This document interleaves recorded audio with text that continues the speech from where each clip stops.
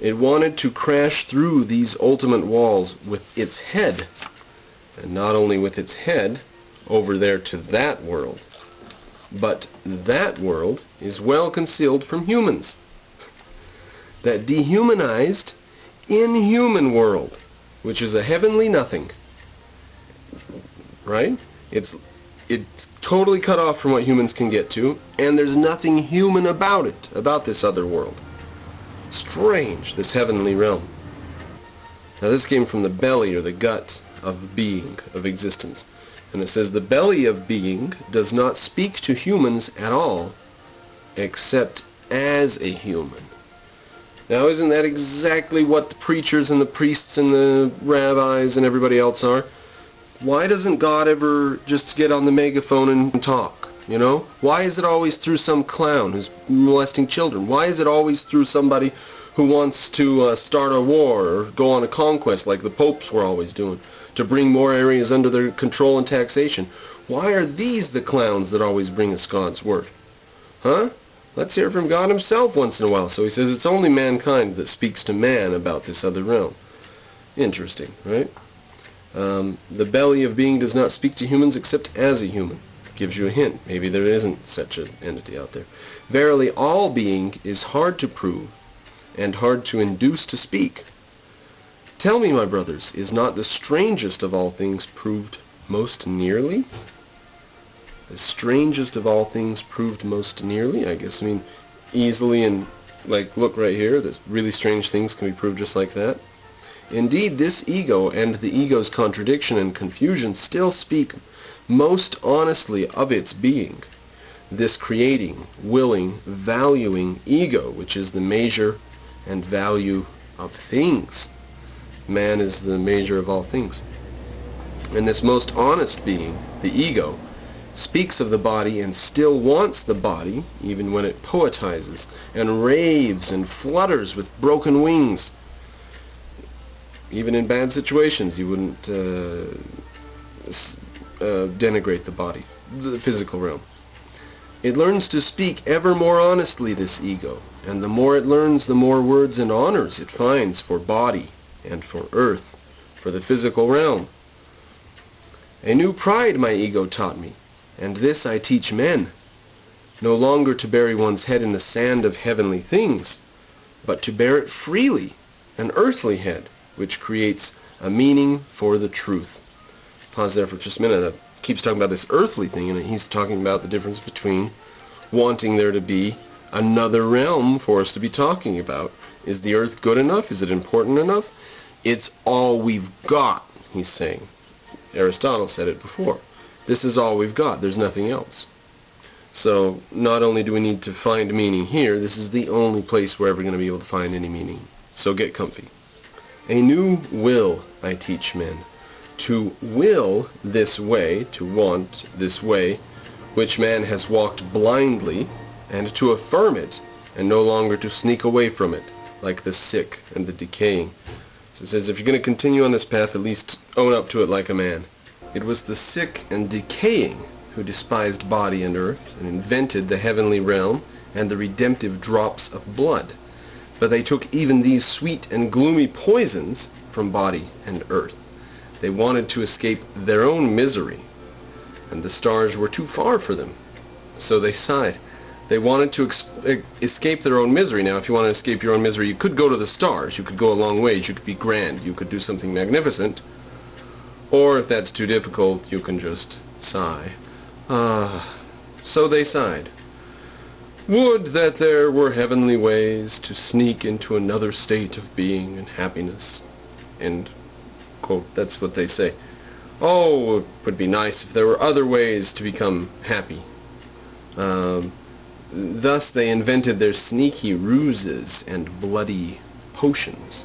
Now, I've never, before or since, heard Christ's sacrifice or whatever been called a bloody potion, if that is indeed what he's talking. Because you know that you drink wine in Catholic Mass or whatever, and it signifies the blood of Christ and stuff.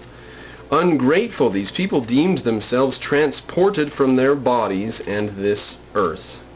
But to whom did they owe the convulsions and raptures of their transport? to their bodies and this earth.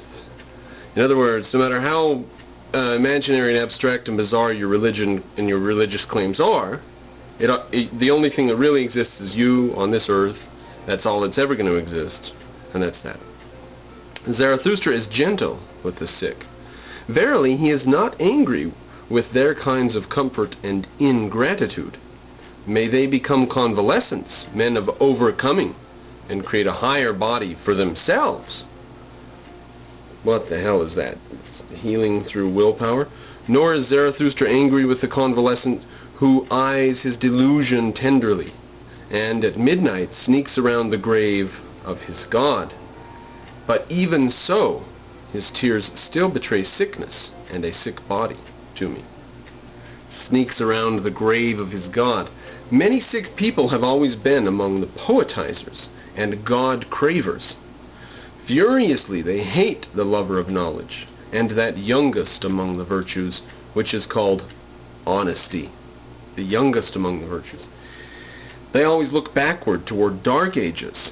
Then, indeed, delusion and faith were another matter. The rage of reason was godlikeness, and doubt was sin. I know these godlike men all too well. They want one to have faith in them, and doubt to be sin.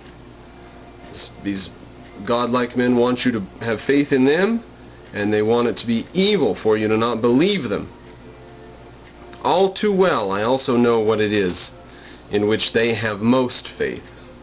Verily, it is not in afterworlds and redemptive drops of blood, but in the body. And they have to have most faith, and their body is to them thing in itself, is to them their thing in itself. Again, they may tell you about other worlds and stuff, but they want power here on earth. They want you to put money in their collection tray for their church so that they can build another mansion, or they want you to believe in them and do things that they say and act like them. Like, I don't think it's all monetary. I think that the sick, twisted, demented people who run those big mega churches in the Midwest, and they have people falling down on the floor with the spirit and stuff like that, I think that it's psychosis. It's psychotic somehow, neurotic. It's not just money. That's too clean a motive for these people.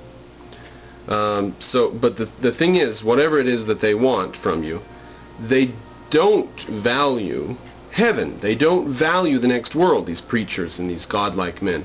They don't value the next world. They value this world, as evidence the fact that they don't sell their belongings and go walk around and teach. What do? They try to get you to believe them and support them so that they have a bigger ego or social standing or something like that. Their main sense of importance comes from other people because they are selfless in a very real way. What would they do if they got money? They would use it to build a huge, huge, huge church to get more people to come, to be even more impressed with them. See, so money's not the end of it. It's their desire to be happy through the only way they have ever been taught you can be, which is by impressing people. Let us continue, shall we? Okay, their body is to them their thing in itself. But a sick thing it is to them, and gladly would they shed their skins. Therefore they listen to the preachers of death, and themselves preach afterworlds. Listen rather, my brothers, to the voice of the healthy body. This is a more honest and purer voice. More honestly and purely speaks the healthy body that is perfect and perpendicular, and it speaks of the meaning of the earth. Thus spoke Zarathustra.